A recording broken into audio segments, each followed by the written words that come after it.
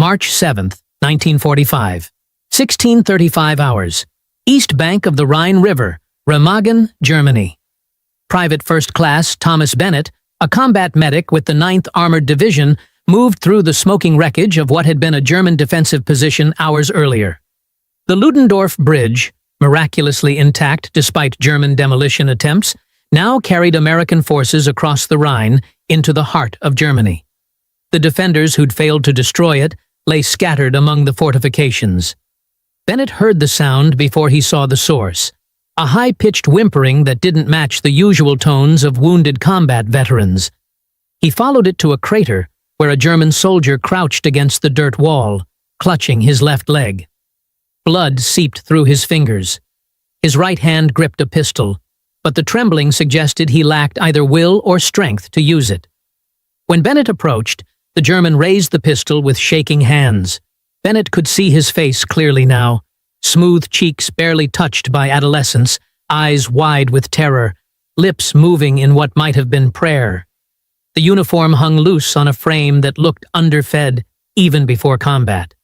This wasn't a soldier. This was a child wearing a soldier's costume. "Easy, son," Bennett said softly, raising his empty hands. "Medic. Sanitator." The boy's gun hand wavered, his face contorted with confusion and fear. When Bennett took another step forward, the German threw the pistol aside, pressed himself against the crater wall, and began sobbing. Not the controlled tears of a man, but the helpless crying of a frightened child who'd reached the absolute limit of what he could endure. Bennett knelt beside him and gently moved the boy's hands away from the leg wound. Shrapnel had torn through the calf, but the bleeding wasn't arterial. Survivable. Bennett pulled out his medical kit and began working, while the German teenager watched with an expression of complete incomprehension, as if Bennett were performing magic rather than basic trauma care. "You're going to be okay," Bennett said, knowing the boy probably didn't understand English, but hoping the tone would communicate what words couldn't. "You're safe now." The German boy stared at Bennett's hands as they cleaned the wound, applied sulfa powder, and wrapped clean bandages around his calf. When Bennett offered his canteen, the boy took it with trembling hands and drank like he hadn't tasted clean water in days. Then he looked directly at Bennett's face and whispered a single German word that needed no translation. "Warum?" Why? Bennett didn't have an answer that would fit in German vocabulary he didn't possess. He just shrugged, patted the boy's shoulder gently, and moved on to find the next wounded soldier who needed help, leaving the German teenager sitting in the crater, staring at the clean bandage on his leg like it was evidence of something he'd been told was impossible. The child army of the Reich's collapse. By March 1945, Nazi Germany's systematic destruction of its own future had reached its logical conclusion. Children fighting desperate defensive actions against professional armies, while the regime that had betrayed them collapsed around them.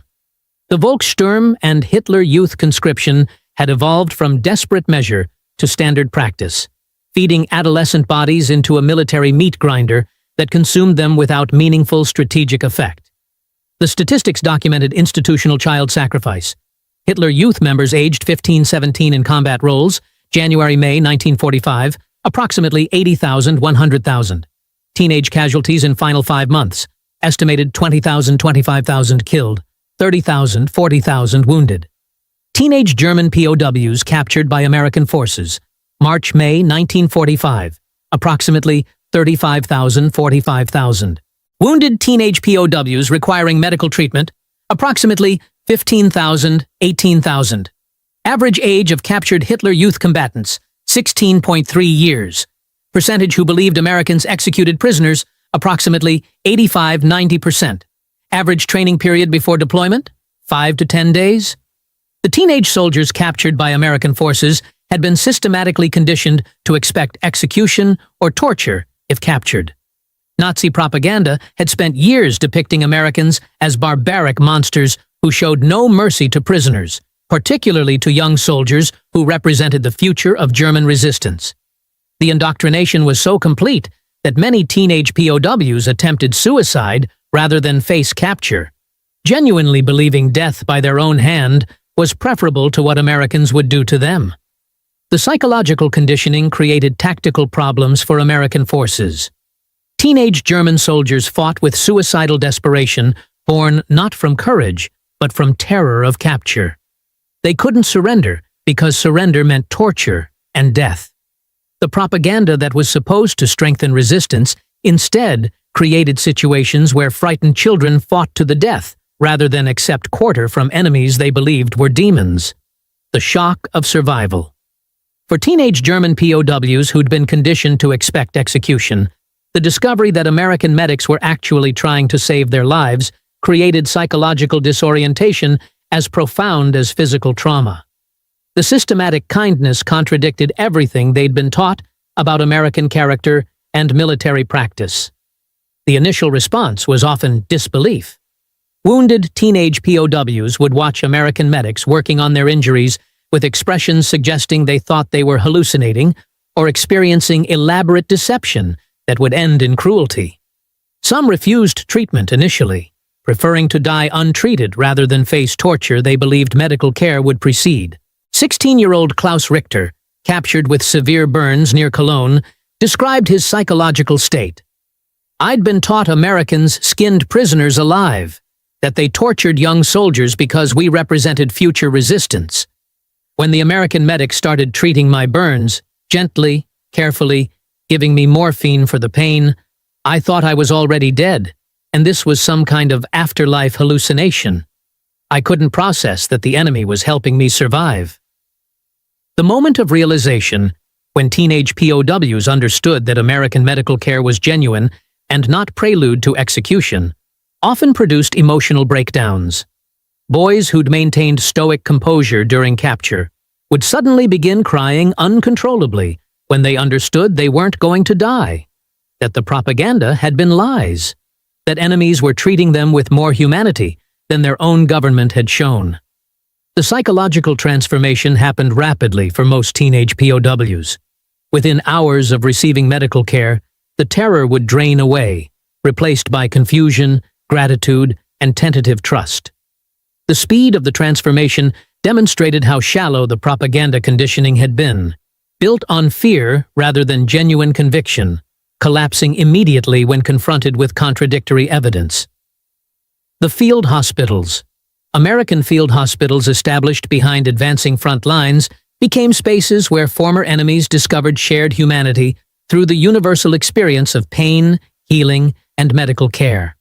Wounded teenage German POWs received treatment in the same facilities as wounded American soldiers, often in adjacent beds, attended by the same medical personnel. The proximity forced acknowledgement of common humanity that combat conditions had obscured. American soldiers recovering from wounds found themselves next to German teenagers recovering from similar injuries. The shared experience of being patients rather than combatants created common ground, where nationality and uniform became less important than the universal desire to survive and heal. The medical staff, doctors, nurses, medics, orderlies, made no distinctions in care quality based on nationality. Teenage German POWs received the same antibiotics, the same surgical interventions, the same pain medication, the same nursing attention as American patients. The equal treatment demonstrated values that propaganda had claimed Americans didn't possess. Staff Sergeant Edward Morrison, a surgical technician at a field hospital near Frankfurt, described the ward dynamics. "We had American kids and German kids in the same ward, all wounded, all scared, all wanting to go home. The German teenagers would watch how we treated our own wounded, then realize they were getting the same care. You'd see it in their faces, the propaganda crumbling, being replaced by understanding that we actually gave a damn whether they lived or died." The field hospitals also became sites of cultural exchange despite language barriers.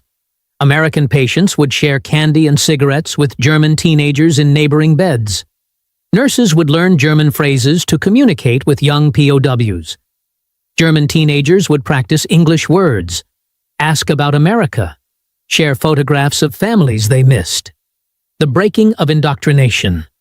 The medical care provided by American forces became the most effective denazification tool for captured teenage German soldiers. No amount of formal re-education could match the persuasive power of experiencing mercy from people they'd been taught were merciless. Receiving care from enemies' propaganda had depicted as monsters. The psychological impact operated at multiple levels. The immediate experience of medical treatment contradicted specific propaganda claims about American brutality. The sustained quality of care demonstrated systematic commitment to humanitarian values rather than individual aberrations. The professional competence of American medical personnel revealed organizational sophistication that contradicted Nazi claims about democratic decadence and chaos. 17-year-old Hermann Schultz, wounded during the Ruhr pocket fighting, described his transformation. "I'd spent 3 years in Hitler Youth being taught that Americans were subhuman criminals who would torture and execute German prisoners. Within 48 hours of capture, American medics had saved my life. American nurses had provided care my own military hospitals couldn't match, and American soldiers had shared their food with me. Every single thing I'd been taught was revealed as lies. The medical care didn't just heal my wounds, it destroyed my faith in Nazi ideology." The denazification through medical care proved more effective than formal programs because it was experiential rather than educational. Teenage POWs didn't read about American values or hear lectures about democracy. They lived the evidence that Americans treated wounded enemies with dignity, that democratic societies could be simultaneously strong and compassionate, that military power didn't require cruelty.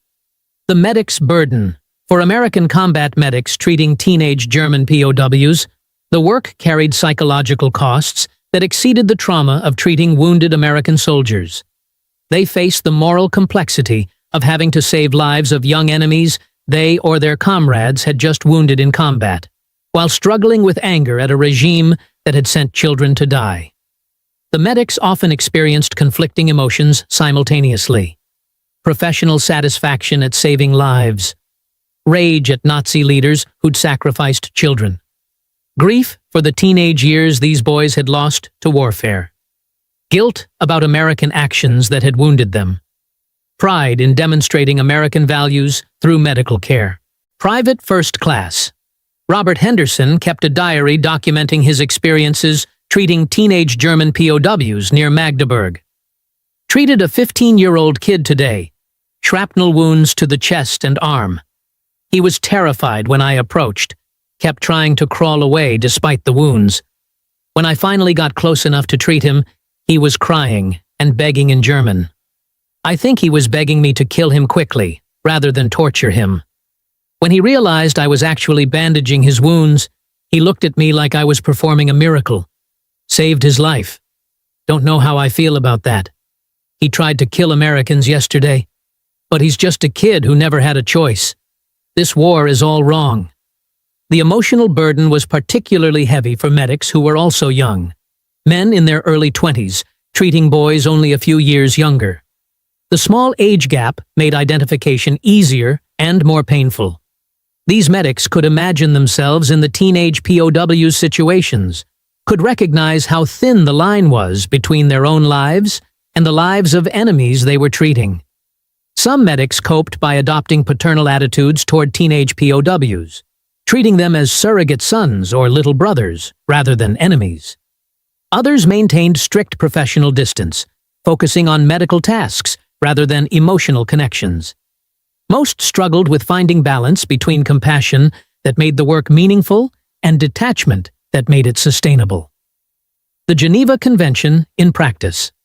American military medical doctrine made no distinctions based on age, nationality, or military status when treating wounded combatants. The Geneva Convention's provisions for medical neutrality were reinforced by training that emphasized treating all wounded as patients rather than enemies. Combat medics were explicitly instructed that their mission was saving lives regardless of the uniform those lives wore. But doctrine confronted complicated emotional reality when the wounded enemies were obviously children. American medics who'd treated wounded Wehrmacht veterans throughout the European campaign found themselves providing care to boys who looked young enough to be their sons or little brothers. The cognitive dissonance between enemy combatant and wounded child created moral and psychological challenges that medical training hadn't addressed. Corporal James Walsh, a medic with the 1st Infantry Division, described the emotional conflict in a letter to his wife. "We treat German wounded the same as our own. That's Geneva Convention and Army doctrine. But when the wounded German is 15 years old and crying for his mother while you're working on him, the professional distance becomes impossible. You can't see an enemy soldier. You just see a terrified kid who should be in school, not bleeding out in a foxhole." The medical treatment provided to teenage German POWs often exceeded minimum Geneva Convention requirements. Medics gave extra morphine to ease psychological trauma alongside physical pain. They spent additional time offering reassurance in broken German. They shared cigarettes and candy, provided comfort items from personal supplies, and generally treated young POWs with paternal care that went beyond clinical medical necessity. The lasting bonds. In many cases, the relationships formed between American medics and teenage German POWs during medical treatment created connections that lasted beyond the immediate crisis of battlefield medicine. Medics would check on young POWs during recovery, bring extra rations, help write letters to families, advocate for their transfer to better facilities. The bonds transcended the formal structure of captor and captive, medic and patient, victor and defeated. They became relationships between individuals who'd shared intense experiences, one who'd saved a life and one whose life had been saved. The shared experience created connections that couldn't be adequately captured by military categories or national identities. Technical Sergeant Michael Romano, a chief medic who'd treated dozens of teenage German POWs, maintained correspondence with several after the war ended. In a 1946 letter to his wife, he explained the connections. "These kids didn't choose the war or the ideology. They were victims as much as our own wounded soldiers were. When you save someone's life, you become responsible for that life in some way. I can't just walk away from the boys I patched up and pretend they don't matter. They matter because they're human beings who deserved better than what their government gave them." The post-war correspondence between American medics and former teenage POWs documented ongoing relationships that defied simple categories. The letters discussed recovery, rebuilding, hopes for the future. They expressed gratitude that transcended national boundaries and wartime enmities. "Chose medicine because of what you did that day. You showed me that healing is stronger than harming, that mercy matters even during war. I've spent my career trying to live up to the example you set when you treated an enemy child with the same care you'd give a friend." Bennett, typically reserved, found himself embracing the man who'd been a wounded boy. "I was just doing my job," he said quietly. "Geneva Convention said, treat all wounded. That's what I did." "No," Richter insisted. "The convention said the minimum you had to do. You did more. You gave comfort along with care. You treated me like I mattered, like my life had value even though I'd been your enemy hours earlier. That extra measure of humanity, that's what changed me. That's what I've tried to pass forward through my own medical career." The story of American medics treating teenage German POWs never became celebrated history. It was overshadowed by combat narratives, strategic decisions, and dramatic battlefield victories. Medical care for wounded enemies doesn't produce stirring imagery or clear heroes for popular consumption. But for the thousands of teenage German soldiers who survived wounds that would have killed them without American medical intervention, the medics who treated them represented the truest victory America achieved. Not the defeat of armies, but the demonstration that democratic values included mercy toward enemies, especially toward young enemies who'd been betrayed by their own leaders. The teenagers who expected execution and received medical care instead carried that experience throughout their lives. They became the generation that rebuilt Germany as a democracy, that aligned with the West during Cold War tensions, that taught their children American soldiers had been liberators rather than conquerors. And they proved that mercy during war could create foundations for peace, after war ended. The transformation through care. The systematic provision of medical care to teenage German POWs created transformation that operated at individual and collective levels. Individual teenagers discovered that enemies could be merciful. Collectively, a generation of young Germans experienced American values through direct action rather than propaganda. The transformation influenced post-war German attitudes toward America and democracy. Young men who'd experienced American medical care became advocates for Western alignment during Cold War political debates. They told families, friends, and eventually their own children about American medics who'd saved their lives when Nazi propaganda had promised only death. The medical care also influenced American self-understanding of what their military service had meant. Medics who'd treated teenage German POWs found meaning in their service beyond military victory. They'd saved enemy lives when they could have let enemies die. They'd demonstrated that American values included mercy toward the defeated, especially toward young enemies who'd never chosen their allegiance. The closing memory. On March 7, 1995, 50 years after the Remagen Bridge crossing, 80-year-old Thomas Bennett attended an anniversary ceremony in Germany. A man approached him after the formal events, walking with a slight limp but otherwise healthy, prosperous-looking in a business suit. He studied Bennett's face carefully, then spoke in accented English. "Senator Bennett? You treated my leg wound on the day Americans took the bridge. I was 16 years old and expected to be executed. You saved my life and showed me that everything I'd been taught about Americans was propaganda." Bennett, memories flooding back across 5 decades, recognized something in the man's face. The echo of the terrified boy who'd thrown away his pistol and cried while Bennett wrapped his calf. "Klaus?" he asked tentatively. "Klaus Richter," the German confirmed. "I live in Bonn now. I'm a doctor, a surgeon." It began with medics who knelt beside wounded teenage enemies and provided care when they could have walked away, who wrapped bandages when they could have withheld treatment, who offered water and morphine and comfort to boys who'd tried to kill Americans hours earlier. They proved that mercy could survive even in total war's brutality, that professional medical ethics could transcend national hatreds, and that treating enemy children with humanity would create foundations for peace that military victory alone could never build. The bandages they wrapped on teenage German legs and arms became bridges across the deepest divide war could create. And those bridges proved stronger than any bomb or bullet in building the peaceful Europe that emerged from war's ruins.